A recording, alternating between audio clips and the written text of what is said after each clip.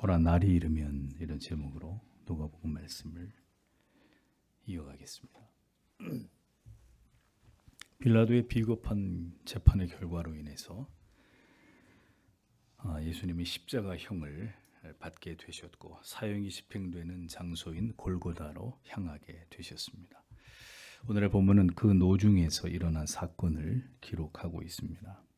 고통으로 얼룩지고 피로 물든 비아 돌로로사 슬픔의 길에서 어떤 일들이 일어났는지를 누가복음의 기록을 통해서 들여다보려고 합니다. 26절을 보십시오. 그리고 그들이 그를 끌고 갔을 때에 그들은 들로부터 오는 어떤 구레네 사람 시몬을 붙잡아서 그에게 예수의 뒤편에서 십자가를 나르도록 얹었다. 이렇게 직역이 됩니다. 십자가형은 유대인들이 빌라도에게 요구한 로마의 처형 방식이었습니다. 당시 로마를 거슬러서 로마가 여러 나라와 민족들을 지배하고 있었기 때문에 강력한 패권 국가를 형성하고 있었던 로마. 당연히 그 로마에 대해서 반란을 일으키는 이런 세력들도 많이 있었겠죠. 그러니까 로마에 대해서 반란을 일으키는 혁명을 꾀한 이런 이방인들을 대상으로 한 잔인한 사형법이 바로 십자가형이었습니다. 이 형이 너무 지독하게 잔인하기 때문에 로마인들에게는 이 사형법을 시행하지 않았어요. 이 십자가형은 그 사형을 선고받은 사형수가 사형장까지 그 십자가를 운반하는 이 일까지 감당을 해야 했습니다. 그 십자가의 무게에 대해서는 여러 가지 설이 있어요. 어른 몸무게의 3배 정도 됐을 것이다 라는 설에서부터 적어도 100kg는 좋게 넘었을 것이다. 성인이 매달려 있어야 되기 때문에 그 정도의 무게는 육중한 무게는 됐을 것이다. 여러 견해가 있는데 그건 그다지 중요한 문제가 아닐 것으로 보입니다. 밤새도록 신문을 당하시고 그리고 끔찍하리만큼 고통스러운 채찍질을 당하신 예수님의 몸은 사형장까지 한 800km 정도, 800m 정도가 되는데 이 정도에 이르는 길까지도 도저히 감당하실 수가 없었습니다. 예수를 호송하는 로마의 병사들이 예수님이 자꾸 기진맥진해서 십자가를 지고 가다 쓰러지고 또 쓰러지고 또 쓰러지니까 호송을 서두르기 위해서 하는 수 없이 시골에서 올라온 구레네 사람 시몬을 잡아다가 예수님을 대신해서 십자가를 지고 예수님을 쫓아오도록 그렇게 강제하게 됩니다. 구레네는 북아프리카 지중해 연안에 있는 도시인데 지금의 리비아 트리폴리 지역을 가리킵니다. 당시에는 이곳에도 많은 유대인들이 살고 있었습니다. 시몬은 유월절을 지키기 위해서 예루살렘에 올라왔고 마침 우연히 그곳을 지나가다가 로마의 병사에 의해서 예수님을 대신해서 십자가를 지게 된 것으로 이렇게 보여집니다. 누가복음에는 그 기록이 없는데 마태와 마가복음에는 그가 억지로라는 단어가 나와요. 억지로 예수님의 십자가를 지게 되었다 이렇게 기록하고 있습니다.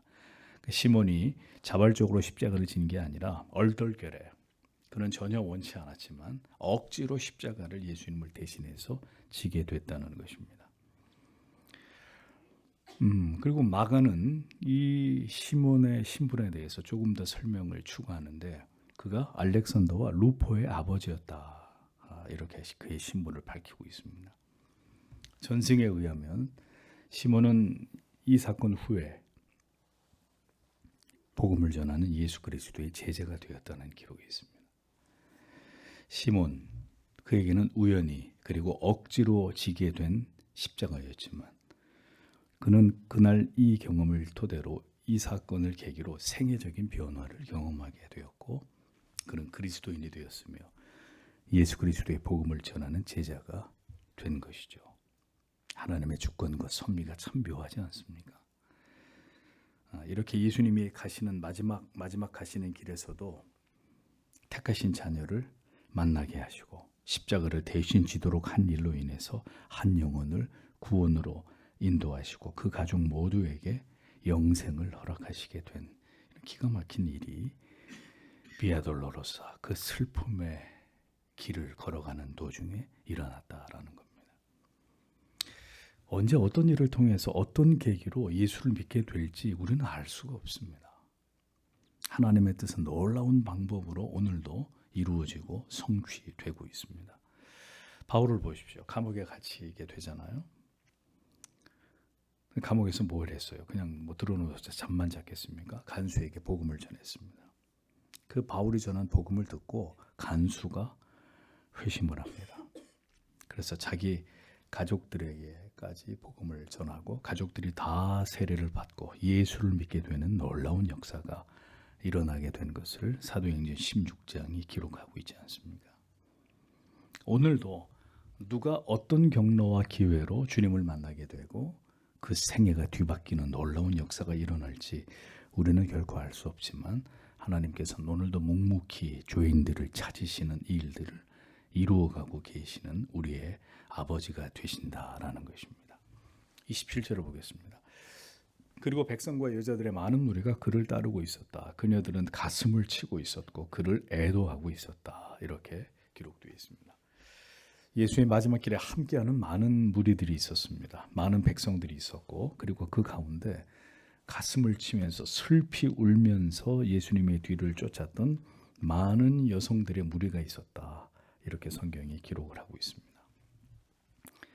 이 많은 여인들이 비참한 모습으로 골고다로 끌려가시는 예수님의 모습을 보면서 아마도 그녀들은 모성애적인 깊은 연민을 느끼고 있지 않았나 이렇게 생각이 됩니다. 그들은 여전히 복음에 대해서 예수 그리스도의 메시아 되심에 대한 깊은 이해와 믿음은 없었지만 그럼에도 불구하고 너무나도 처참한 모습으로 골고다로 끌려가시는 이 주님의 모습을 보면서 그녀들은 큰 슬픔과 비통함을 감출 수 없었던 것입니다. 유대의 여성들이 유대인 청년의 처형 장면을 보면서 이토록 애통하고 애도하는 일은 일상적인 일이 아니었습니다. 참 이런 걸 보면 우리가 한 가지를 느끼게 돼요. 하나님께서 여성들에게 남성들이 아니라 특별히 여성들에게 주신 보편적인 은혜가 있는데 그게 뭐냐면 타인에 대해서 깊이 공감하는 능력이에요. 그리고 상대적으로 여린 마음으로 타인의 아픔과 고통과 괴로움에 대해서 동정하는 마음이 남성보다 훨씬 여성이 크다는 점입니다. 이것은 하나님이 여성들에게 주신 은총이에요. 그러니까 그러한 마음이 있기 때문에 남성들뿐만 아니라 비교적 사람들을 잘 위로하고 권면하고 깊이 공감해주는 장점이 여성분들에게 있단 말입니다. 남자들도 좀 여성스러운 분들 같으면 그런 장점이 특징이 있긴 하지만 여성들에게 훨씬 그런 면이 많다는 것을 우리가 알 수 있죠. 성경을 보십시오. 얼마나 많은 출중한 여성 성도들의 아름다운 봉사와 충성과 섬김이 성경 곳곳에 기록되어 있는지를 우리가 볼 수 있지 않습니까? 그러니까 예수 그리스도를 애도하면서 그 길을 뒤따르고 있었던 여인들, 그들은 그러나 애석하게도 예수께서 메시아 되심을 믿고 그의 죽으심의 그 깊은 의미를 알고서 눈물을 흘리고 있었던 것은 아니었다는 거죠. 단지 나사렛에서 온 이 선지자가 이러한 고초와 죽임을 당할 만큼 악을 행한 것이 아님에도 불구하고 이런 모습으로 이런 참 한눈에 봐도 비참하기를 도 없는 이런 모습으로 죽임을 당하는 것에 대해서 그네들은 깊이 슬퍼하고 애통하고 있었던 것이었습니다. 아무도 눈물을 흘리며 기도하지 않아도 그 가정에서 어머니들은, 아내들은 적어도 눈물을 흘리면서 하나님께 기도하실 수 있는 마지막 사람들입니다. 남자들도 성경에 손을 들고 하나님 앞에 기도하라고 기록되어 있지만 오늘 예수의 뒤를 따르면서 눈물로 애통하며 그 뒤를 따르던 많은 여성들의 모습을 보면 가정을 위해서 기도할 수 있는 마지막 보루는 어머니들, 아내들이 아니니까 이런 생각을 하게 됩니다. 이 소망 없는 마지막 시대를 살아가는 우리와 우리 자녀들에게 직면한 이 모든 현실적인 어려움들을 보면서 눈물로 기도해야 될 사명이 바로 어머니들에게, 아내들에게 있다는 사실을 기억하시기를 바랍니다. 물론 기도해야 될 사람이 어디 여성들, 아내들, 어머니들 뿐이겠습니까? 가족 모두가 기도해야 되죠. 모두가 애통하는 마음으로 하나님께 기도해야 할 것입니다. 주님께서는 자신을 따르고 있던 이 큰 무리에 슬퍼하는 여인들을 보셨습니다. 십자가를 시몬이 대신 지고 올라가는 가운데 예수님이 힘겹게 한 걸음 한 걸음 떼놓으시면서, 그러나 뒤를 잠시 돌아보면서 슬피 울면서 예수님의 뒤를 쫓고 있었던 그 여인들의 무리를 보셨단 말입니다. 그리고 그녀들에게 이렇게 말씀하셨습니다. 28절 29절에 그러자 그 예수께서 그녀들에게 돌이키셔서 말씀하셨다. 예루살렘의 딸들아, 너희는 나를 위하여 울지 말라. 그리고 너희는 너희 자신을 위하여 울어라. 그리고 너희의 자녀들을 위하여. 이렇게 기록이 되어 있습니다. 예수님을 보십시오. 그 고통 속에 말 한마디 하기 어려운 이런 지경에서까지 주님의 마음은 눈물로 자신을 뒤따르고 있는 여인들을 향하고 계셨습니다. 우린 이러한 그리스도의 모습 속에서 완전히 이타적인 사랑을, 모든 것을 다 내어주시는 그 희생적인 사랑을 보게 됩니다. 그 힘든 발걸음을 떼어놓으시면서도 주님의 마음은 자기를 쫓고 있는 슬피 우는 여인들의 무리를 향하고 계셨다. 그 여인들을 이렇게 돌아보시면서 예루살렘의 딸들아, 깊은 애정을 담아서 그녀들을 부르셨습니다. 그리고 주님은 여인들에게 나를 위해서 울지 말고 너희 자신과 그리고 너희의 자녀들을 위해서 울라고 말씀하셨습니다. 울라라고 번역된 클라이에테라는 이 헬란 말은 명령형인데 이 동사의 의미는 큰 소리로 통곡을 하는 행위를 가리킵니다. 그냥 이게 훌쩍훌쩍 우는 게 아니라 엉엉 목 놓아 소리를 지르면서 통곡을 하는 이런 행위를 가리켜요. 그러니까 예수님께서 장차 앞으로 이스라엘에 닥치게 될 환난과 재난이 얼마나 엄청난 것인가를 예측하게 해주는 이 한마디의 말씀. 나를 위해 울지 말고 너와 너의 자녀들을 위해서 통곡을 하면서 울어야 한다 라고 말씀하신 것입니다. 주님의 이 같은 우려는 결국 AD 70년에 디도 장군이 이끄는 로마군에 의해서 예루살렘이 처참하게 유린되고 멸망당하게 되는 일로 이루어지게 됩니다. 주님은 지금 자신이 당하고 있는 이 고통보다도 머지않아 이스라엘에게 닥치게 될 이 엄청난 환난을 내다보시면서 여인들에게 이렇게 말씀하신 것입니다. 정말 슬퍼해야 될 일은 메시아의 죽으심이 아니라 이 땅에 오신 하나님의 아들조차도 알아보지 못하고 그를 믿지 않으며 결국 그들이 꿈꾸던 정치적인 메시아가 아니었다는 이유만으로 예수를 잔인하게 처형하는 일을 서슴지 않고 있었던 그들의 무지와 어리석은 죄라는 것을 그녀들은 아직 알지 못하고 있었던 것입니다.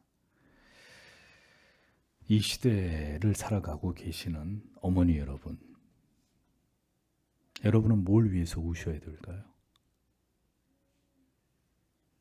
우리의 자녀들이 자라고 있는 이 세상을 한번 보십시오. 아이들이 학교에서 배우고 있는 반성경적인 지식들을 보십시오. 온갖 세상에 하나님을 대적하는 죄악된 문화 속에서 영혼들이 처참하게 무너지고 있는 이 시대의 젊은이들을 보십시오. 마약 중독자, 여러분 얼마 전에 5천만 명에게 주입할 수 있는 마약이 대한민국에서 발견이 됐죠. 전 세계 유례가 없는 일이었습니다. 5천만 명이 투약할 수 있는 마약이 대한민국에서 발견됐다. 마약 중독자, 동성애자, 에이즈 환자 급증하고 있습니다. 계속해서 사회에 지금 확산되고 있습니다. 교회마다 아이들과 젊은이들이 텅 비어가고 있는 이 현실을 보십시오. 점점 어둠의 세력이 옥죄어 오는 오늘 이 나라의 암울한 상황을 보십시오. 전 세계에서 일어나고 있는 마지막 날들에 대한 모든 경고들에 대해서 그 뚜렷한 징후들에 대해서 우리는 이제 어떤 마음가짐이 필요한지를 깊이 생각해 보셔야 합니다. 우리가 지금 어떤 시대를 살고 있는 것인가? 저희가 어렸을 때 자라던 그 시대와 전혀 다른 지금의 이 죄악의 홍수를 이루고 있는 이 시대를 바라보면서 이 세상을 살아가야 할 우리의 자녀들을 생각하면서 어머니들은 울어야 합니다. 통곡을 하셔야 합니다. 여전히 회심을 통해서 견고한 믿음으로 무장되고 있지 않은 하나님을 멀리하고 있는 우리의 자녀들, 그들의 영혼을 위해서 울어야 하고 또 울어야 하는 일들이 바로 오늘 이 시대의 어머니들의 사명이란 말입니다. 예수님께서 그 당시에 예루살렘의 딸들아 너와 너의 자녀를 위해서 울라 하신 그 말씀이 지금도 여전히 우리에게 유효하다라는 것을 아셔야 합니다. 이어지는 주님의 말씀을 보십시오. 보라, 날이 이르면 사람이 말하기를 수태 못하는 이와 해산하지 못한 배와 먹이지 못한 젖이 복이 있다 하리라, 이렇게 말씀했습니다. 이 말씀은 누가복음 21장 23절에 그날에는 아이벤 자들과 젖먹이는 자들에게 화가 있으리니 이는 땅의 큰 환난과 이 백성에게 진노가 있겠습니다. 이것을 뒤집어서 반대로 표현하신 말씀이에요.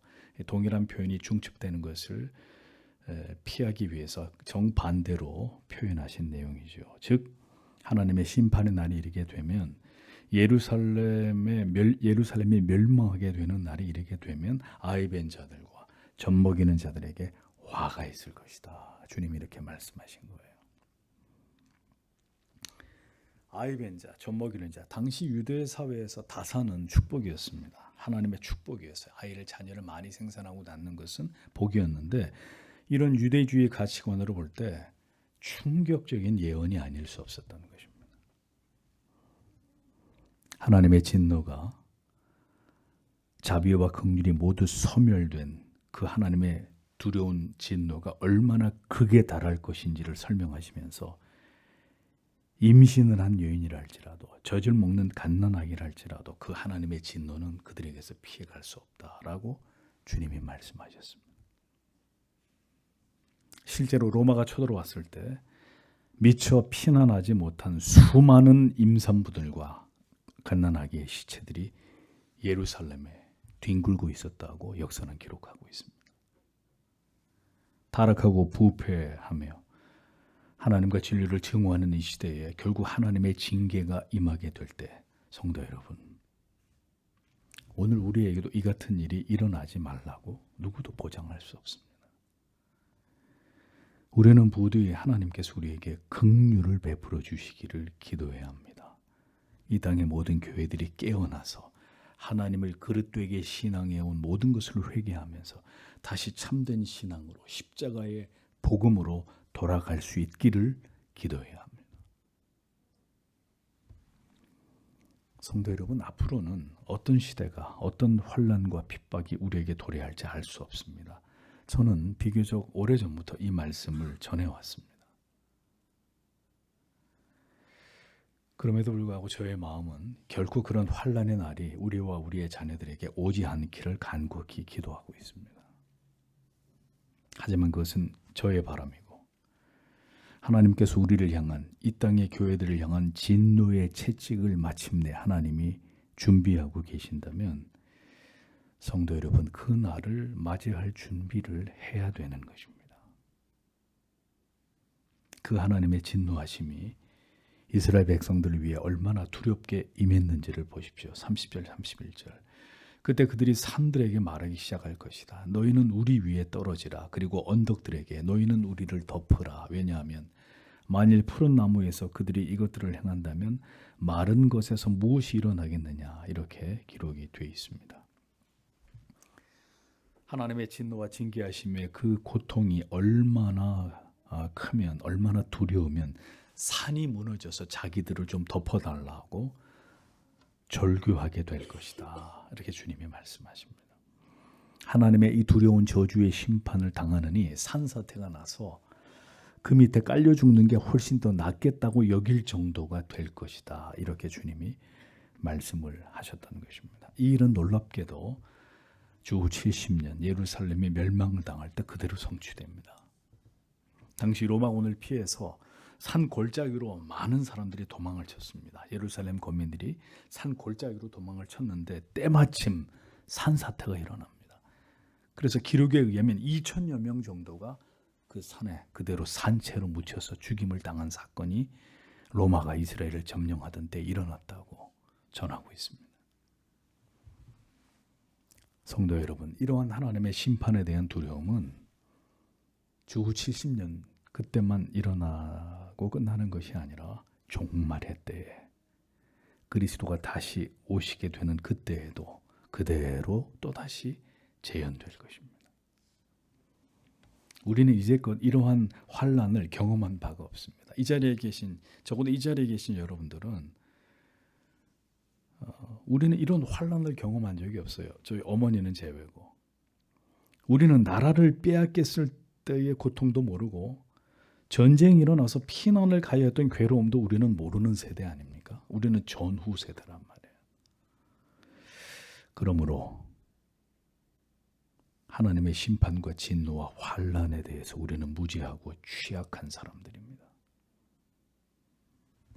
만일 그런 일이 실제로 일어난다면 우리는 정말 이 모든 것을 감당할 수 없을지도 모릅니다.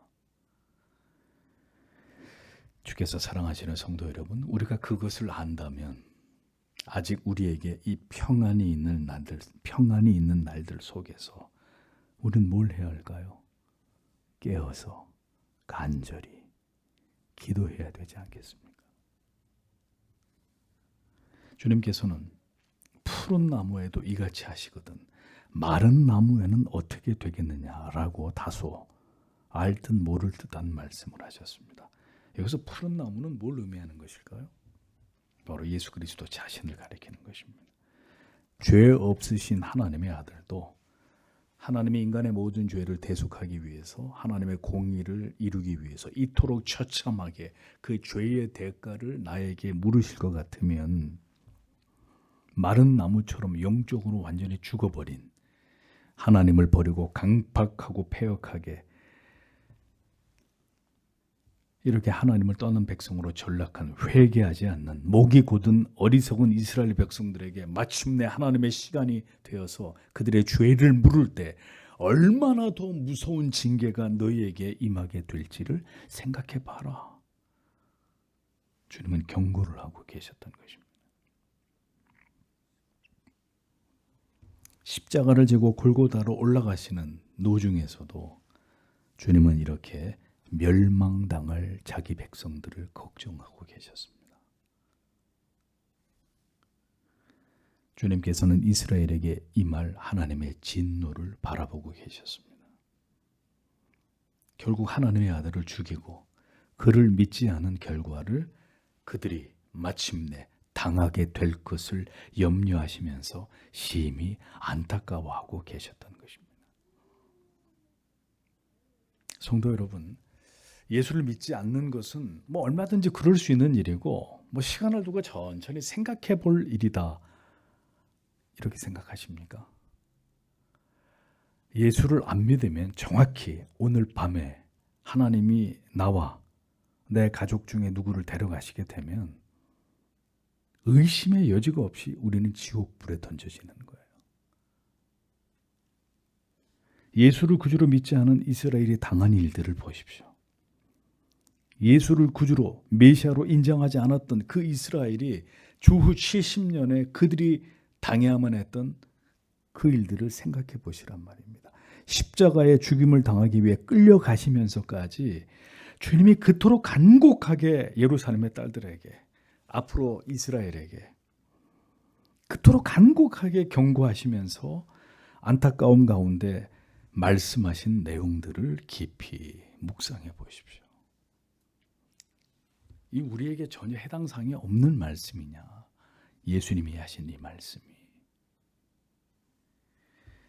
예수를 믿지 않으면 반드시 지옥에 떨어지게 되고 하나님의 두려운 심판에서 벗어날 수 없게 됩니다.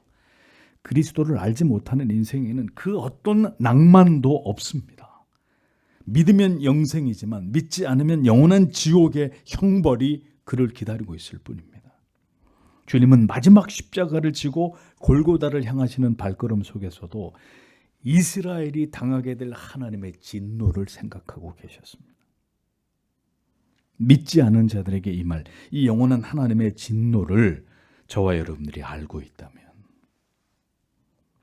오늘도 우리는 뭘 해야 될까요?